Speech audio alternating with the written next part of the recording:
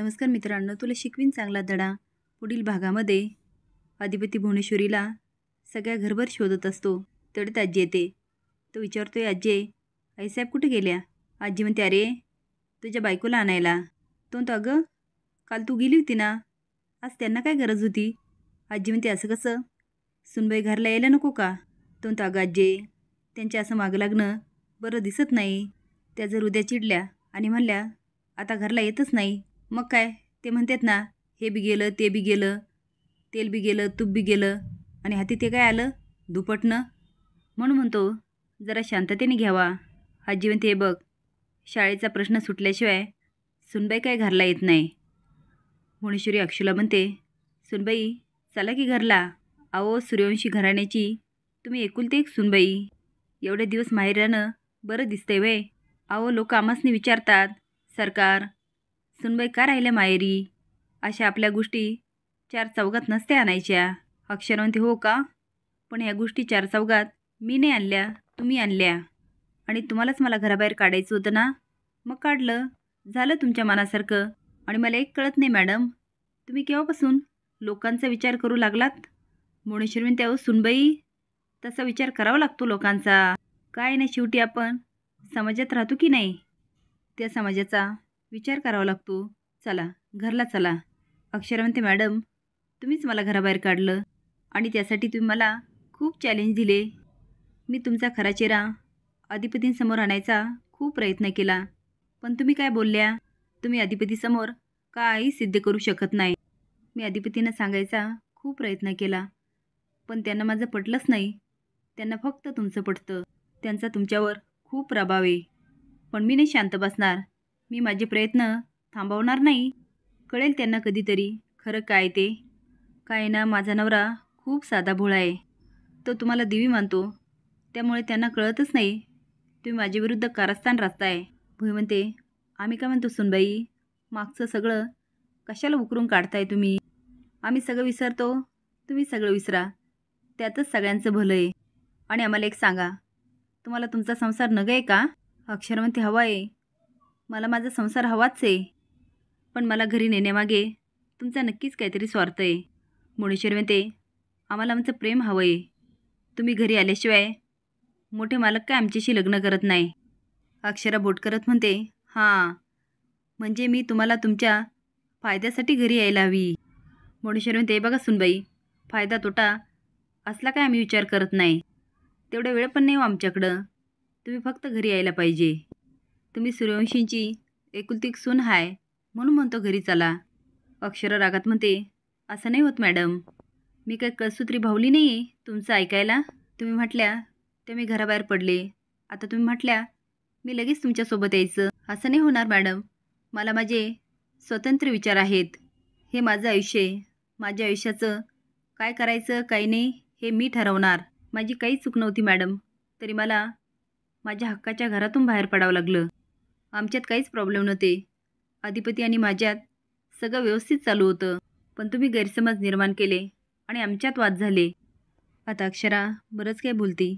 भुवनेश्वरी म्हणते, सुनबाई सोडा की आता. अहो तुम्ही घरी आल्याशिवाय मोठे मालक काय आमच्याशी लग्न करत नाही. अक्षरा म्हणते, एक तर मॅडम तुमच्या आणि बाबांच्या लग्नाला माझा पहिले पण विरोध होता आणि आता पण विरोध आहे. मी ते लग्न कधीच होऊ देणार नाही. त्यामुळे मी लग्नाला हजर व्हावं असं होणारच नाही, असं होऊच शकत नाही. भुवनेश्वरी म्हणते, मोठ्या मालकांवर आमचं लय प्रेम आहे. सुनबाई एक बाई म्हणून तुम्ही समजून घ्या. अक्षर म्हणते, तुमचं बाबांवर प्रेम म्हणून त्यांना खितवत पाडलं होतं? अहो मी त्या घरात आले आणि बाबांना त्यांच्या पायावर उभा केलं, नाहीतर तुम्ही त्यांचे काय हाल केले असते काय माहिती. भुवनेश्वरी म्हणते, तुम्हाला काय सांगायचं आहे आता.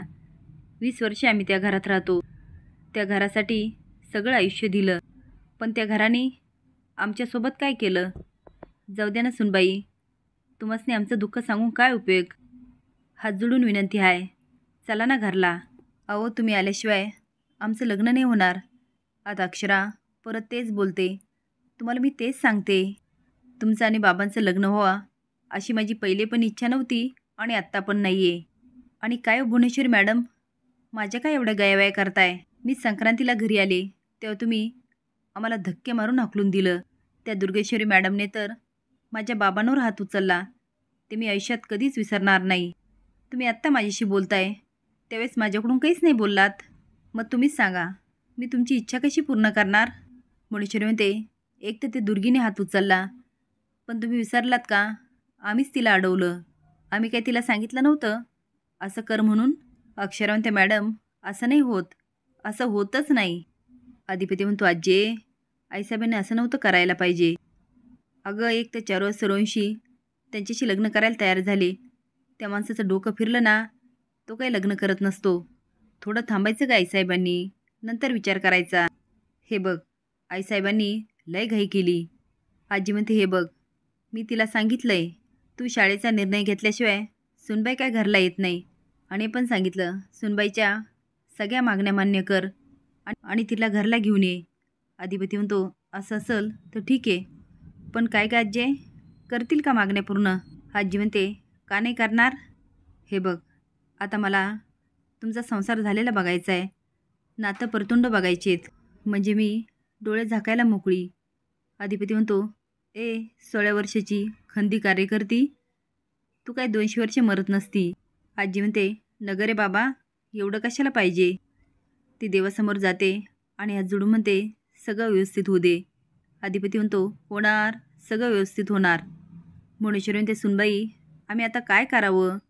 म्हणजे तुम्ही घरी याल. ऐका की सुनबाई, होऊ दे की आमचं लग्न. अहो आमचं लय वर्षाचं स्वप्न आहे, ते आता पूर्ण होतं आहे. मला सांगा, आमचं लगीन झालं तर तुम्हाला काय तोटा आहे? तुम्ही तुमचा संसार करा, आम्ही आमचा संसार करतो. अक्षरा म्हणते, मुळीच नाही. काय हो मॅडम, तुम्ही त्या दिवशी शाळेमध्ये दुर्गेश्वरी मॅडमला आणि बिल्डरला पाठवलं. त्यांनी तिथे किती धिंगाणा घातला, सगळ्यांना त्रास दिला. भुवनेश्वरी म्हणते, त्या शाळेचं नाव काढू नका. त्या शाळेने आम्हाला लय बुडवलंय. तो धंदा काय आम्हाला पटला नाही. अक्षरा म्हणते, धंदा? अहो ती शाळा आहे, तिथे ज्ञान देतात, गरिबांची मुलं शिकतात. तुम्हाला काय प्रॉब्लेम आहे? हे बघा मॅडम, तुम्ही जे ठरवताल ते आता नाही होणार. आता अक्षरा भुवनेश्वरीला खूप काय बोलत असते. भुवनेश्वरी शॉकून बघत असते आणि मधून म्हणते, ऐका ना सुनबाई, चला ना पण घरला, होऊ दे की लग्न. इकडे अधिपती विचार करत असतो. ओंक्या म्हणतो, भावा ते कच्चा माल आलाय, तो सांगत असतो, पण त्याचं काही लक्ष नसतं. ओंक्या म्हणतो, अरे कुठेही लक्ष? तो म्हणतो, ओंक्या आईसाहेब गेल्यात मास्तरीबाईला भेटायला. ओंक्या म्हणतो, काय? पण कालच आजी गेले होते ना, आज लगेच मॅडम? तो तेच ना, तेच म्हणतोय, आईसाहेबांनी लई घाई केली. भुवनेश्वरी म्हणते, सांगा ना मास्तरीबाई, घरी येण्याच्या बदल्यात तुम्हाला काय पाहिजे? घर नावावर करून देऊ का? कारखाना नावावर करून देऊ का? सगळी प्रॉपर्टी देतो. अक्षरा शॉकून बघायला लागते, कारण भुवनेश्वरी सगळ्याचं नाव घेत असते, फक्त शाळा नाही. असेच नवीन अपडेट जाण्यासाठी लाईक आणि सबस्क्राईब करा. धन्यवाद.